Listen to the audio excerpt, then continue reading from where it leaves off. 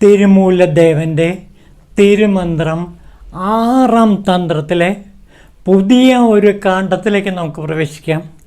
തപസ് എന്നാണ് ആ കാണ്ഡത്തിൻ്റെ പേര്.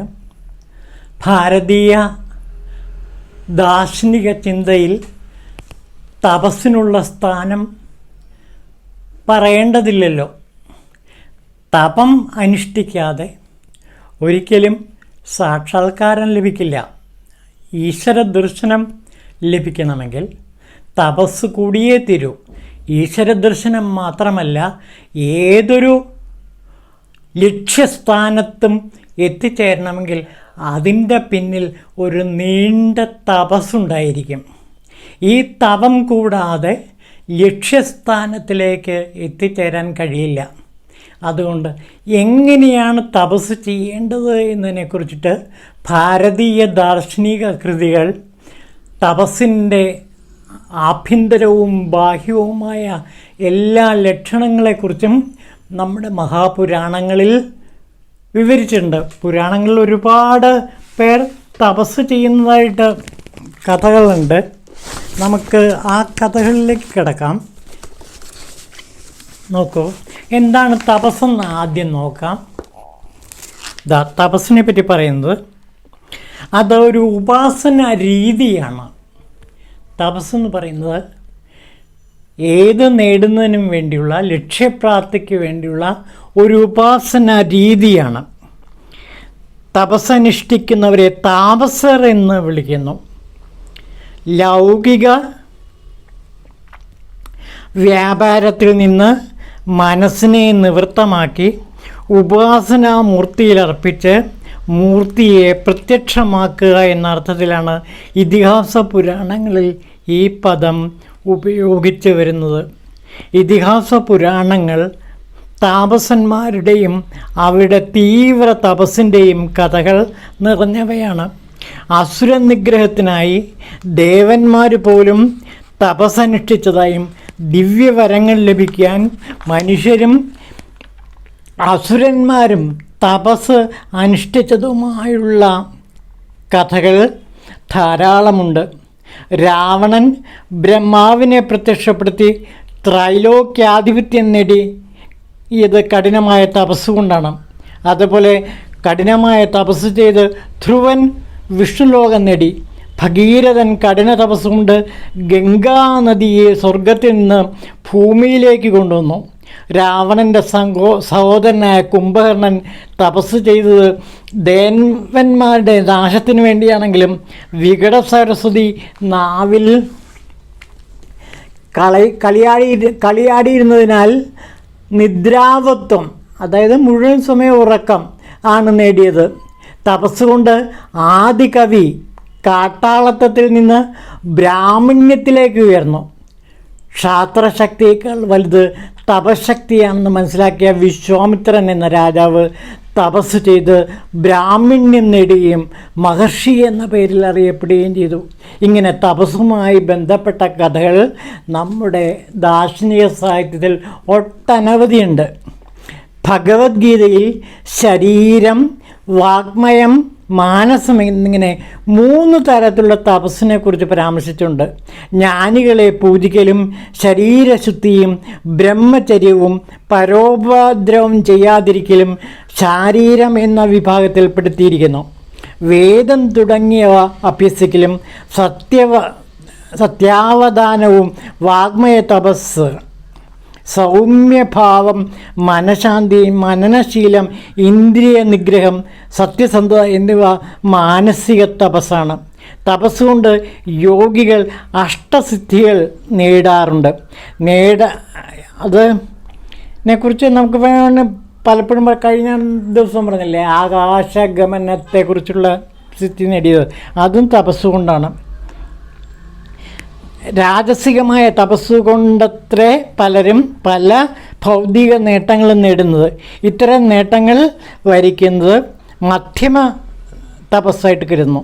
പരമമായ സത്യം ഗ്രഹിക്കുവാനായി സാത്വിക തപസ് അനുഷ്ഠിക്കുന്ന യോഗികൾക്ക് മോക്ഷം ലഭിക്കുന്നു. അതാണ് ഉത്തമ തപസ്. ഇവിടെ ഉത്തമ തപസ്സിനെ കുറിച്ചിട്ടാണ് തിരുമൂലദേവൻ പറയുന്നത്. മധ്യമം, അധമം എന്നിങ്ങനെ തപസ് പലതരത്തിലുണ്ട്. അതിൽ നമുക്ക് ഉത്തമ തപസ്സിനെ കുറിച്ച് മാത്രം ചിന്തിച്ചാൽ മതി. അതാണ് തിരുമൂലദേവൻ ഉത്തമ തപസ്സിനെ കുറിച്ചിട്ട് ഇവിടെ പറയുന്നത്. നമുക്ക് നോക്കാം, അതിലേക്ക് കിടക്കാം. ഇതാ നോക്കൂ, തന്നുള്ളിൽ ഇന്ദ്രിയങ്ങളും തന്നുള്ളിൽ ഇന്ദ്രിയങ്ങൾ ഒടുങ്ങിയെന്നവർക്കുള്ള ഉള്ളമെന്നും ചലിക്കുന്നില്ല. കാലൻ വന്നെടുത്താലും വന്നെടുക്കില്ല ദുഃഖം. രാത്രിയും പകലുമില്ല, എന്നാളും മൃത്യുഭയമില്ലാതെ മമതയും തീരും. അപ്പോൾ ഒരു തപസ്സനുഷ്ഠിക്കുന്ന ആളുടെ ഗുണവിശേഷങ്ങളെക്കുറിച്ചിട്ടാണ് ഇവിടെ തിരുമൂലദേവൻ പറയുന്നത്. തന്നുള്ളിൽ ഇന്ദ്രിയങ്ങൾ ഒടുങ്ങിയെന്നവർക്കുള്ള ആ താപസന്മാർക്ക് ഉള്ളമെന്നും ചലിക്കുന്നില്ല. കണ്ടോ, തന്നുള്ളിൽ ഇന്ദ്രിയങ്ങൾ ഒടുങ്ങുക. അപ്പോൾ തപസ്സിൻ്റെ പ്രധാനപ്പെട്ട ഒരു ലക്ഷണം എന്ന് പറയുന്നത് പഞ്ചേന്ദ്രിയങ്ങളെ ഒതുക്കി നിർത്തുക. അപ്പോൾ തപസ് ആരംഭിക്കുന്ന ഒരാൾ പഞ്ചേന്ദ്രിയങ്ങളെ തീർച്ചയായിട്ടും ഒതുക്കി നിർത്തണം. അങ്ങനെയുള്ളവർക്ക് മാത്രമേ തപസ് ചെയ്യാൻ കഴിയൂ. അങ്ങനെ ഉള്ളമൊന്നും ചലിക്കുന്നില്ല. ഉള്ളം, മനസ്സ് ചലിക്കുന്നില്ല. കാറ്റിൽ പെടാ ദീപം എന്ന് കാളിദാസൻ ഈ തപസ്സിനെ വിശേഷിപ്പിക്കുന്നുണ്ട്. പാർവതിയുടെ തപസ്സിനെ വിശേഷിപ്പിക്കപ്പെടുന്നുണ്ട്. അങ്ങനെ കാറ്റിൽ പെടാ ദീപം പോലെ ഇളക്കമില്ലാത്ത ഈശ്വരചിന്തയിൽ മാത്രം ഉറച്ചു നിൽക്കുന്ന മനസ്സ്, ഉള്ളം ചലിക്കാത്ത മനസ്സ്. പിന്നെ കാലൻ വന്നെടുത്താലും വന്നെടുക്കില്ല ദുഃഖം. മരണം വന്നാൽ പോലും ഇവർക്ക് ഭയമില്ല. അപ്പോൾ മരണം വന്ന് ചേർന്നാൽ പോലും ഒരിക്കൽ പോലും ഇവർക്ക് ഭയം എന്ന വികാരമേ ഉണ്ടാവില്ല. അവർ എപ്പോഴും അഭയത്തിൻ്റെ മഹാലോകത്തായിരിക്കും ജീവിക്കുക. അഭയത്തിൻ്റെ തപസ്സിലായിരിക്കും അവർ ജീവിക്കുക. പിന്നെ രാത്രിയും പകലുമില്ല. അവർക്ക് കാലദേശങ്ങളൊന്നും അവരെ ബാധിക്കില്ല. മൃത്യുഭയമില്ലാതെ മമതയും ഇല്ലാതെ ജീവിക്കും. അവർക്ക് മൃത്യുഭയമില്ല, മരണത്തെ ഒട്ടും ഭയമില്ല, കാലദേശ ഭേദമില്ല, യാതൊരു മമതയും, ആരോടും അങ്ങനെ പറ്റിച്ചേരുന്ന ഒരവസ്ഥ ഇല്ല. മമതയില്ലാത്ത നിർമ്മമത, ആ നിർമ്മമതാവസ്ഥയിലായിരിക്കും ഒരു താപസൻ തൻ്റെ തപസ് അനുഷ്ഠിക്കുന്നത്. അപ്പോൾ ഇവിടെ താപസൻ്റെ ചില ഗുണവിശേഷങ്ങളെ പറ്റിയാണ് പറയുന്നത്. എന്താണ്? ഇന്ദ്രിയങ്ങൾ ഒടുങ്ങിയിരിക്കും, ഉള്ളം ചലിക്കുന്നില്ല, കാലൻ വന്നെടുത്താലും മൃത്യുവിനെ ഭയമില്ല, അവർക്ക് ദുഃഖമില്ല, രാത്രിയും പകലുമില്ല, മൃത്യുഭയമില്ലാതെ മമതയും പോയ ഈ താപസന്മാർ ജീവിതത്തിൽ ഒറ്റ ലക്ഷ്യമേ അവർക്കുള്ളൂ. ആ ലക്ഷ്യം ദാർശനിക രംഗത്ത് ഈശ്വര സാക്ഷാത്കാരം, അല്ലെങ്കിൽ അതേപോലെ തന്നെ ബോധത്തെ തിരിച്ചറിയുക എന്നുള്ളതാണ്. ആ തിരിച്ചറിവാണ് ഈ തപസ്സിൻ്റെ, ബോധത്തെ തിരിച്ചറിയുന്ന ആ കർമ്മമണ്ഡലത്തെയാണ് തപസ് എന്ന് വിളിക്കുന്നത്. ഇനി നോക്കൂ, ജനനമറ്റെന്നോൻ പലമട്ട് ഇങ്ങിരുന്നീടും മനമഴിഞ്ഞ് ആത്മജ്ഞാന സമ്പാദത്തോടിരുന്ന ആടിലും നിലവ് വിട്ട് എന്നുള്ളൊരു ഈ വന്തപൻ ചെയ്തെന്നാകാം ജനനത്തെ വിട്ടിരിക്കും ഉത്കൃഷ്ടന്മാരായിത്തീരും. അങ്ങനെ ജനന മരണങ്ങൾക്കെല്ലാം അതീതമായ ഒരവസ്ഥയിലായിരിക്കും ഈ താപസന്മാർ. ജനനമറ്റെന്നോൻ, ജനന മരണങ്ങളൊന്നുമില്ല. പിന്നെ മനമഴിഞ്ഞ്, മനമില്ലാതാകും, മനസ്സ് തന്നെ നിശ്ചലമാകും. ആത്മജ്ഞാന സമ്പാദനത്തിന് വേണ്ടി നിരന്തരം സാധന അനുഷ്ഠിക്കുന്നു. നിലവ് വിട്ട് എല്ലാ മനസ്സിലെ സങ്കല്പങ്ങളെ ഒഴിച്ചു നിർത്തി വൻ തപം ചെയ്യുന്നവർക്ക് ഈശ്വര സാക്ഷാത്കാരം ലഭിക്കുന്നതായിരിക്കും എന്നാണ് തിരുമൂലദേവൻ ഇവിടെ പറയുന്നത്. അപ്പോൾ ഒരു താപസൻ്റെ ലക്ഷണങ്ങളാണ് പറയുന്നത്. എന്താ? ഇന്ദ്രിയ നിഗ്രഹം ചെയ്തിരിക്കണം, ഇന്ദ്രിയങ്ങളെ ഒതുക്കിയിരിക്കണം, അടങ്ങിയിരിക്കണം, ഒടുങ്ങിയിരിക്കണം. പിന്നെ അതേപോലെ കാലൻ വന്നെടുത്താൽ മൃത്യുവിന് ഒരു ഭയവുമില്ലാത്ത ഒരു തലത്തിലേക്ക് താപസൻ എത്തിച്ചേരും. അങ്ങനെ തപസ് കൊണ്ട് തന്നെ ആത്മസാക്ഷാത്കാരം നേടിയ ഒട്ടനവധി പുണ്യപുരുഷന്മാരുടെ കഥ പുരാണങ്ങളിൽ പറയുന്നുണ്ട്. ഇവിടെ നമുക്കറിയാം, കാട്ടാളൻ വാത്മീകിയായത് തപസ് കൊണ്ടത്രേ.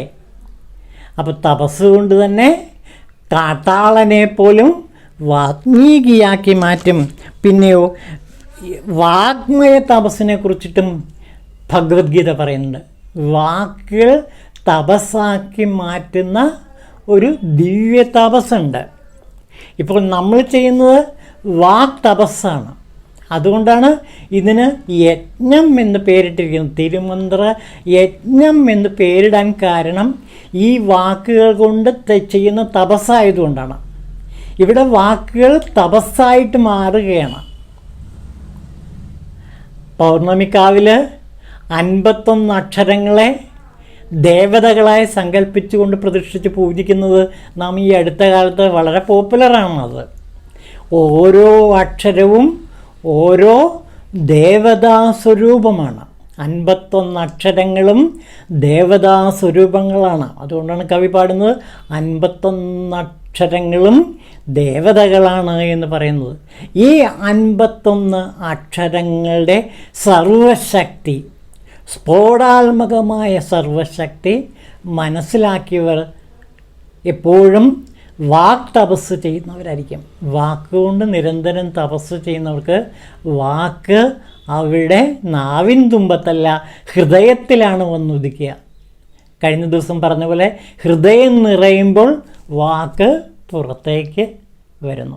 അങ്ങനെ ഹൃദയം നിറഞ്ഞു തുളുമ്പുമ്പോൾ ഈ വാക്ക് ശക്തി സ്വരൂപിണിയായി, ദേവതയായി പുറത്തേക്ക് പ്രവഹിക്കുന്നു. ആ വാക്കിന് അപാരമായ ശക്തിവിശേഷമുണ്ട്. 2 വാക്കുകൾ തമ്മിൽ യോജിക്കുമ്പോൾ മൂന്നാമതൊരു വാക്കല്ല, ഒരു നക്ഷത്രമാണ് ഉണ്ടാകുന്നത് എന്ന് പാശ്ചാത്യ ചിന്തകർ പറയാറുണ്ട്. അപ്പോൾ 2 വാക്കുകൾ യോജിക്കുമ്പോൾ ഒരു നക്ഷത്രമാണ് ഉണ്ടാകുന്നത്. ഇതാണ് വാക് തപസ് ചെയ്യുന്നവരുടെ പ്രത്യേകത. അവർ വാക്കിൻ്റെ നിഗൂഢ തലങ്ങളിലേക്ക് എത്തിച്ചേർന്നതാണ്. ഒരു കവി ഈ വാക് തപസ് അനുഷ്ഠിച്ചിട്ട് എഴുതിയൊരു കവിതയുണ്ട്. അധികമൊന്നും പ്രശസ്തനായ കവിയല്ല, എം ഗോവിന്ദൻ എന്ന് പറയും. മലയാളിയാണ്, എം ഗോവിന്ദൻ. അദ്ദേഹം ഒരു കവിത എഴുതിയിട്ടുണ്ട്.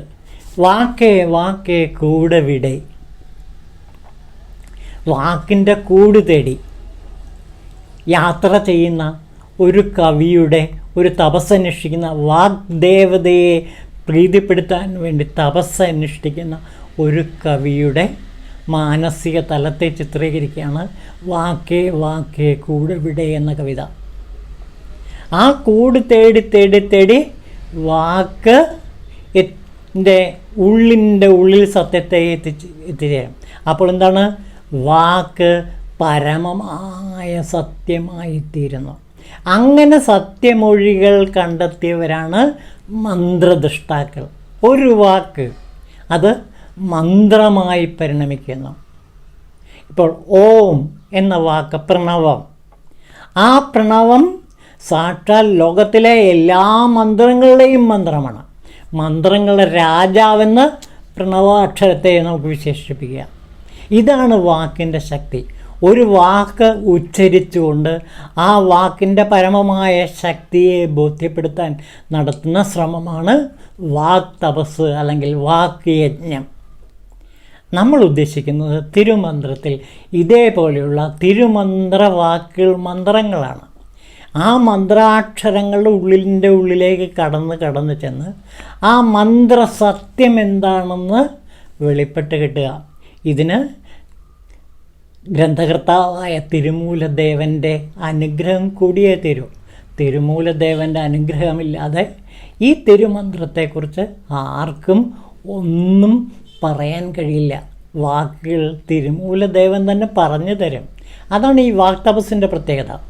വാക് തപസ് അനുഷ്ഠിക്കുന്നവർക്ക് വാക്കുകൾ അത് വാഗ്ദേവതയായ സരസ്വതി തന്നെ അവർക്ക് ഹൃദയത്തിൽ നിന്ന് പറഞ്ഞു കൊടുക്കും.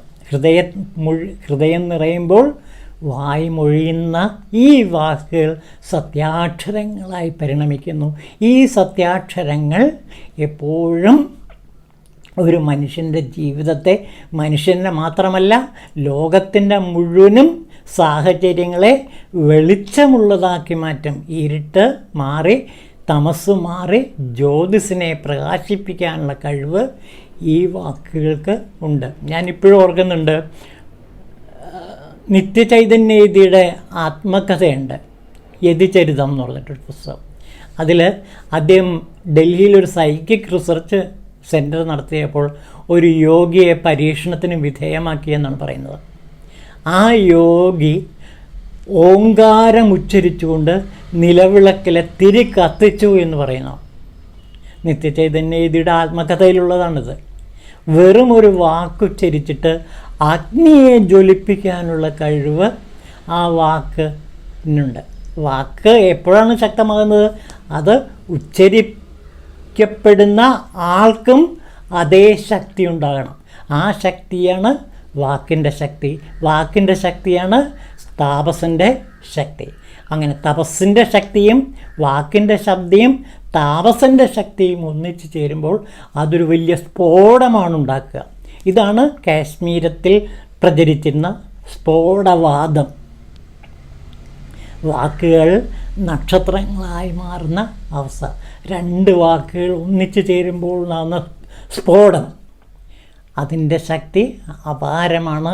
ഇനി വരാനിരിക്കുന്ന തലമുറ ഈ അപാര ശക്തിയെ കണ്ടെത്തുക തന്നെ ചെയ്യും. നമുക്ക് അതിലേക്ക് പിന്നീട് കിടക്കാം. ഈ തപസ്സിന് വാക്കിനെ ഉപയോഗിക്കുകയും ജീവിതത്തിൽ തന്നെ തപസ്സാക്കി മാറ്റുകയും ചെയ്ത ഒരുപാട് ആചാര്യന്മാർ നമുക്കുണ്ട്. അവർ തങ്ങളുടെ പേര് തന്നെ തപസ്സുമായി ബന്ധപ്പെട്ട പേരുകളാണ്. അതിൽ ഏറ്റവും പ്രധാനപ്പെട്ട 2 മലയാളികളുണ്ട്. ഞാൻ ആ പേര് കൂടി ഉച്ചരിക്കുന്നത് ഭഗവാൻ ക്ഷമിക്കട്ടെ. അതിൽ എനിക്ക് പറയാനുള്ളത് ഏറ്റവും പ്രധാനപ്പെട്ട ഒരു താപസൻ്റെ കഥ. അദ്ദേഹത്തിന് ലഭിച്ച പേര് തപസ്യാനന്ദസ്വാമി എന്നാണ്. തപസ് കൊണ്ട് ആനന്ദം അനുഭവിക്കുന്ന മഹാസന്യാസി. ഇദ്ദേഹം രാമകൃഷ്ണ മഠത്തിലെ ആചാര്യനായിരുന്നു. പാലക്കാട് ജില്ലയിലെ ഒറ്റപ്പാലത്തിനടുത്താണ് ഇദ്ദേഹം ജനിച്ചത്. മദുരാശി സർവകലാശാലയിൽ നിന്ന് ഉന്നത ബിരുദം നേടിയ ചെറുപ്പക്കാരനായിരുന്നു ഇദ്ദേഹം. ആ ചെറുപ്പത്തിൽ തന്നെ അദ്ദേഹം സന്യാസം സ്വീകരിച്ചു. രാമകൃഷ്ണ മിഷനിൽ നിന്നാണ് സന്യാസം സ്വീകരിച്ചത്. ബ്രഹ്മചര്യ ദീക്ഷയും സ്വീകരിച്ചിട്ട് തപസ്യാനന്ദ എന്ന നാമം സ്വീകരിച്ചു. 25 വർഷത്തോളം അദ്ദേഹം തിരുവനന്തപുരത്തുള്ള ശ്രീരാമകൃഷ്ണ ആശ്രമത്തിൻ്റെ മഠാധിപതിയായിരുന്നു. ഇദ്ദേഹം ഒരുപാട് ഗ്രന്ഥങ്ങൾ എഴുതിയിട്ടുണ്ട്. ഇദ്ദേഹത്തിന് മലയാളത്തേക്കാൾ കൂടുതൽ വഴങ്ങിക്കൊടുക്കുന്ന ഇംഗ്ലീഷായിരുന്നു. ഒരുപാട് ഗ്രന്ഥങ്ങൾ, ഭാഗവതം, നാരായണീയം തുടങ്ങിയ ഗ്രന്ഥങ്ങൾ ഇംഗ്ലീഷിലേക്ക് പരിഭാഷപ്പെടുത്തിയിട്ടുണ്ട്. 4 യോഗങ്ങളുടെ സംഗ്രഹവും വിവേകാനന്ദ സ്വാമികളുടെ ജീവചരിത്രവും തപസ്യാനന്ദ സ്വാമികളുടെ പ്രധാനപ്പെട്ട കൃതികളാണ്. അദ്ദേഹം എഴുതിയ പുസ്തകങ്ങൾക്ക് കയ്യും കണക്കില്ല. ഇതേപോലെ തന്നെ നമുക്ക് തപോവന സ്വാമികളെക്കുറിച്ചും ചിന്തിക്കാം. അദ്ദേഹം മലയാളിയാണ്. തപോവന സ്വാമികൾ ചിന്മയാനന്ദജിയുടെ ഗുരുവാണ് തപോവന സ്വാമികൾ. ഇദ്ദേഹത്തിൻ്റെ വളരെ പ്രധാനപ്പെട്ടൊരു ഗ്രന്ഥമുണ്ട്, ഹിമഗിരി വിഹാരം. കൈലാസത്തെക്കുറിച്ച് അറിയണമെന്ന് ആഗ്രഹിക്കുന്നവർ ഹിമഗിരി വിഹാരം മാത്രം വായിച്ചാൽ മതി. അത് 1-2 ഭാഗങ്ങളുണ്ട്. ഹിമഗിരി വിഹാരത്തിൽ ശരിക്കും കൈലാസനാഥൻ്റെ ഹൃദയം തന്നെയാണ് തപോവന സ്വാമികൾ ആവിഷ്കരിക്കുന്നത്. അതും വാക്കിൻ്റെ പ്രത്യേകതയാണ്. ആ വാക്ക് ശരിക്കും കൈലാസനാഥൻ്റെ വാക്മൊഴിയായിട്ട് മാറുന്ന കാഴ്ച തപോവന സ്വാമികളുടെ ഗ്രന്ഥത്തിൽ നമുക്ക് കാണാവുന്നതാണ്. അങ്ങനെ തപസ്സിനെ തന്നെ ആരാധിക്കുന്ന, ആ പേര് തന്നെ തൻ്റെ ജീവിതത്തിൽ കാത്തു സൂക്ഷിക്കുന്ന ഒരുപാട് തപസ്യാനന്ദ സ്വാമിമാരുടെ പുണ്യഭൂമിയാണ് ഈ ഭാരതഭൂമി. ഓർക്കുക, വാക് തപസ് വളരെ പ്രധാനപ്പെട്ടതാണ്. വാക് തപസ് കൊണ്ട് തന്നെ നമുക്ക് ഈ തിരുമന്ത്ര യജ്ഞത്തിൻ്റെ അവസാനം ഈ വാക്കുകൾക്ക് ശക്തിയുണ്ടെങ്കിൽ നമുക്ക് കൈലാസനാഥൻ്റെ ദർശനം ലഭിക്കുമെന്ന് പ്രതീക്ഷിക്കാം. അത് വാക്കിൻ്റെ ശക്തി ആണ്. അത് വാക്കിൻ്റെ ശക്തി മാത്രമല്ല, തിരുമൂലദേവൻ്റെ അനുഗ്രഹവും കൂടി വേണം. അരുൾ, തിരുമൂലദേവ അരുൾ ഉണ്ടെങ്കിൽ നമുക്കത് കഴിയും. ഓം ശിവായ തിരുമൂലദേവായ നമഃ.